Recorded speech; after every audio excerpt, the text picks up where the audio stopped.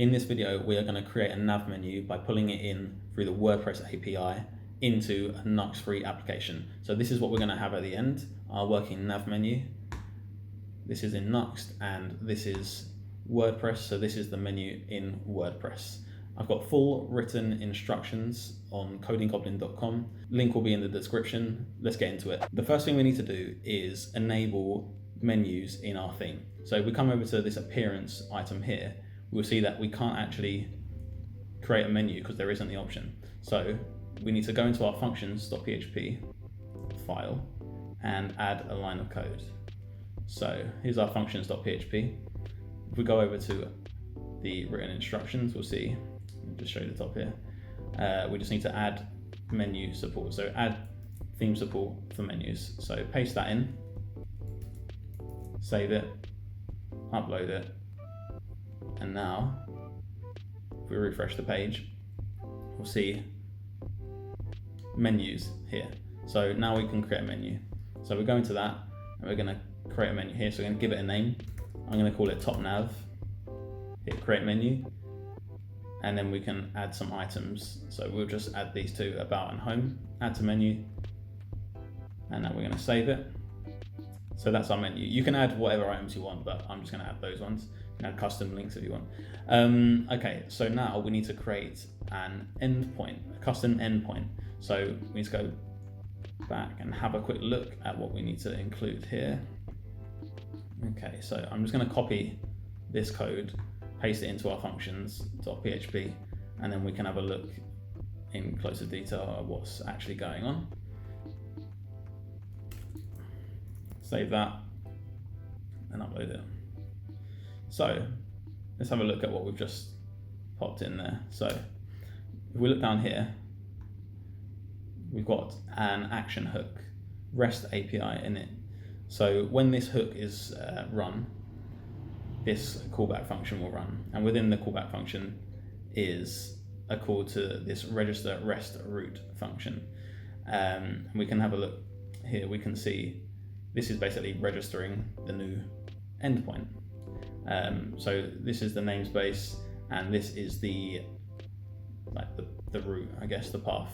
So we'll get this endpoint by going to our domain / whatever it is, wp/v2/topnav, something like that. We'll have a look in a minute.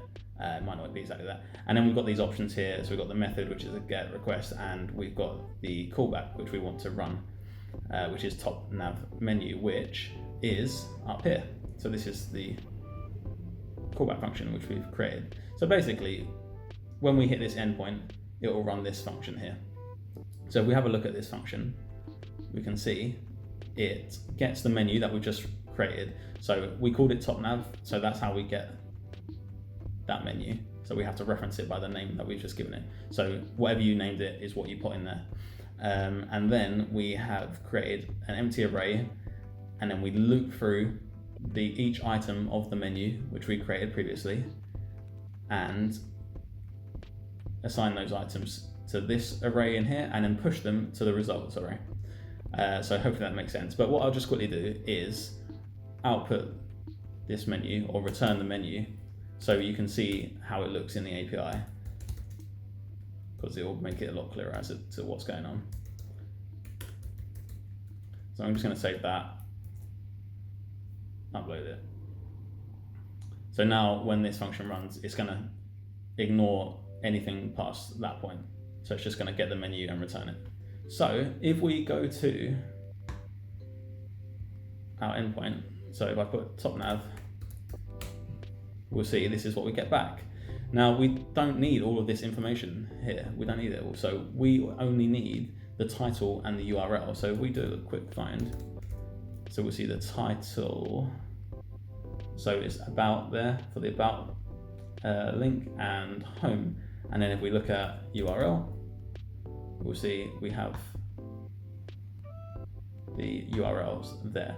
So we only want the title and the URL. So that's what our callback function here is doing. It's getting the item title and then the item URL, and we're assigning them to this array here. So to name and href, and that will become clear in a moment why we've done that. So if we get rid of that, save it, and then have a look at it again, we'll see we just have what we want. Here, refresh that. So now we've got the name, about, and the href for each of our menu items, which is pretty good. Now, what you'll notice is though, the address here is of our back end. So that's not good. We need it to be up for our front end. So our front end is here, localhost 3000. So the way we get around this is go into our WordPress settings, general, and we just change the site address here to localhost 3000 or whatever your front end address is. So HTTP localhost 3000. So save that. And now if we refresh this again with a bit of luck, it's changed. Now you'll see there it's got HTTPS. Don't worry about that. That's not going to be an issue, and you'll see in a moment why. Okay, so let's have a quick look, see where we're up to. So this is just explaining what we've done, changing the site address. Okay, so now we want to create our nav component in Nuxt 3. So this is our Nuxt application. So let's go over to that. We can get rid of this now. That's our functions PHP, we can get rid of that. So we're going to create a new component. I'm going to call it top nav. And I want to include it in our main file, our page. So I'm just going to go put it here, save that. And now I'm going to create this. So this error message is here because we haven't actually added anything into our top nav, but I'm just going to add a top nav, and I'm going to use a Tailwind UI nav, of course, because I'm lazy and I have no design skills. So we can use this free one here. I do have a paid account, but I don't want to be logged into it and expose anything. I've probably mentioned that many times before. Oh, let's just make sure we're on. We need to change that to Vue. Okay, and now I'm just going to copy that and paste that into our top nav, save that. And now if we go back, we'll see we should have, give that a refresh. Might need to restart the server potentially any minute now. There we go. We've got a navigation bar up there. Okay, but it's not pulling in our WordPress API links because we haven't done that yet. So what I'm going to do is change this top nav file a bit. So if we go back to our instructions, we'll see we need to have this here. So this is our loop of links. So I'm just going to copy that. And I'm going to paste that in wherever we have our existing links. So we've got this one. So there's going to be two because it's got a mobile menu as well. So I think this is probably the,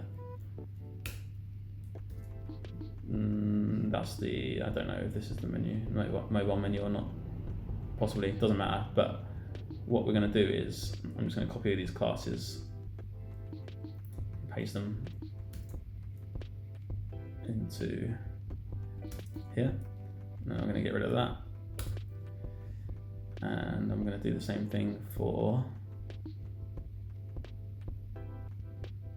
the other one, if there is another one, or is there not another one?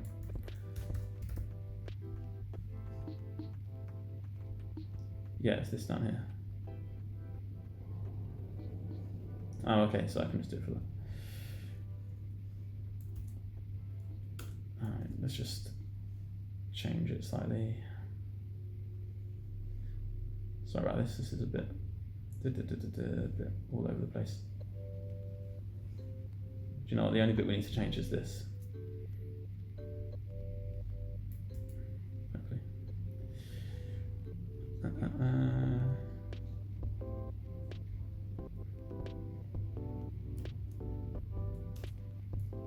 Okay, get rid of that. So what I just did there was basically I'm just copying the exact same loop that is here.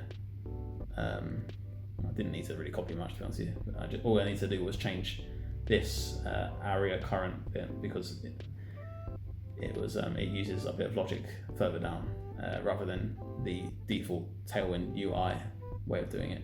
Okay, that went on for far too long, sorry about that. Right, so the next thing we need to do is add this to our setup. Oh my gosh. Okay.